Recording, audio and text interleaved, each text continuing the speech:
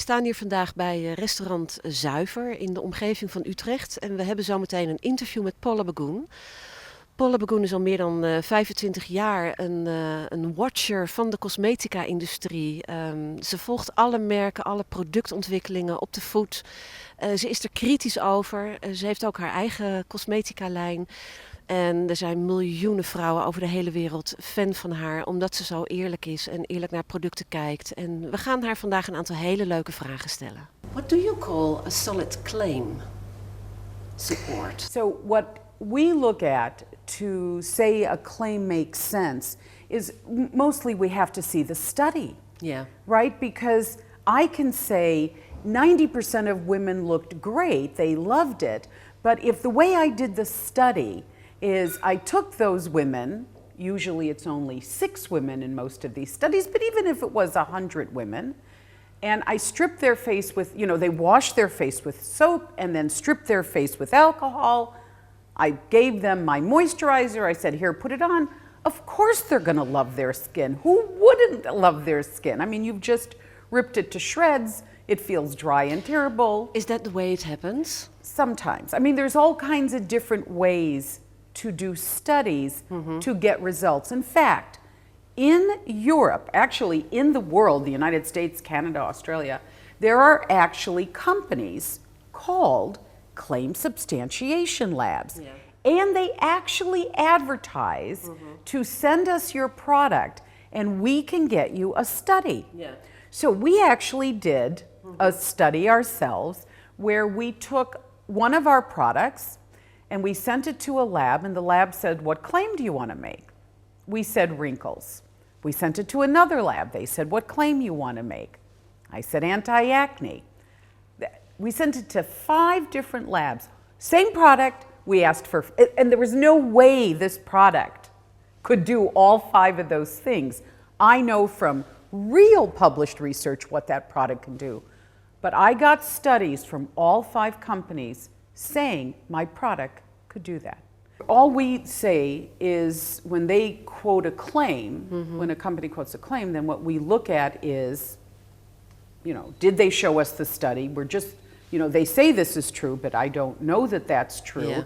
And, here are reasons why it probably isn't true or may be true, depending on what they're claiming. What kind of studies would you like to see then? So the way we make a decision on a formulary, whether it's good for skin or bad for skin, is we look at the ingredient lists, though that is mandatory for every cosmetic company in the world, in descending order, and is there research about those ingredients in terms of having benefit for skin?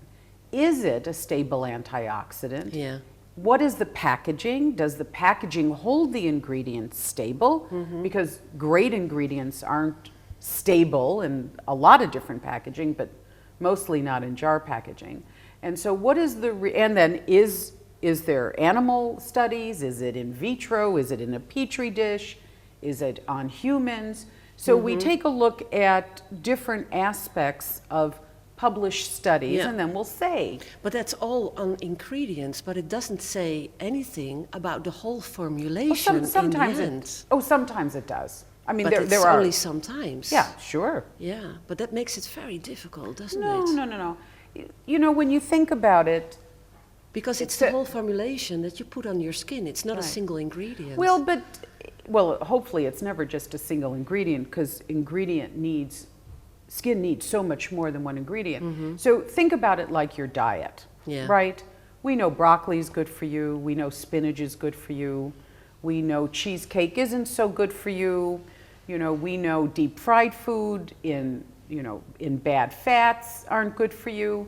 So there are no real studies, or just very few studies, that say if you eat broccoli, spinach, and salmon, you're going to be this much healthier if you eat cod, Brussels sprouts, and... But you do that. You advise certain ingredients which are shown into scientific research just that they have a proof on skin. Just like diet. We know that broccoli has very good antioxidant capacity.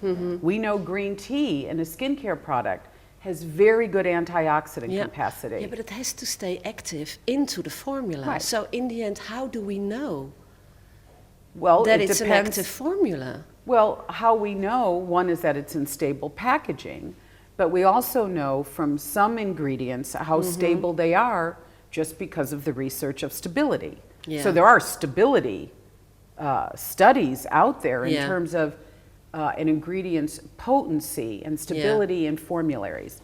Some ingredients like water, some ingredients like certain emulsifiers, some ingredients like certain oils or silicones. So that research is definitely out there. I mean, yeah. But now then, that research is abundant. but then these are used in certain percentages in a lab, probably. These are not the percentages that you're going to use in a formula. Well, that I can never be 100% certain exactly the percentages someone is using. And the research about percentages is limited, relatively limited. But you can get a pretty good idea. I mean, because I know formularies, I mean, I've been working on formularies for 30 years, I can tell what's going on an ingredient listing, and I also know what can stay stable, how much of that ingredient they're probably putting in. So I can get a good ballpark of what's going on. By checking an INCI list. Yeah. Do you think that's enough? Because well, it's all we have. What else are you going to do for thousands of products? Well, that's the problem. Yeah. How do you set up your own studies? How do you prove the working of your own products? Much the way I'm telling you, and we do panel tests. You do panel tests? Oh, yeah. With how many? But they're not peer-reviewed studies, so I never say our studies show, because I actually think it's only for me is it meaningful in terms of how I do formulation.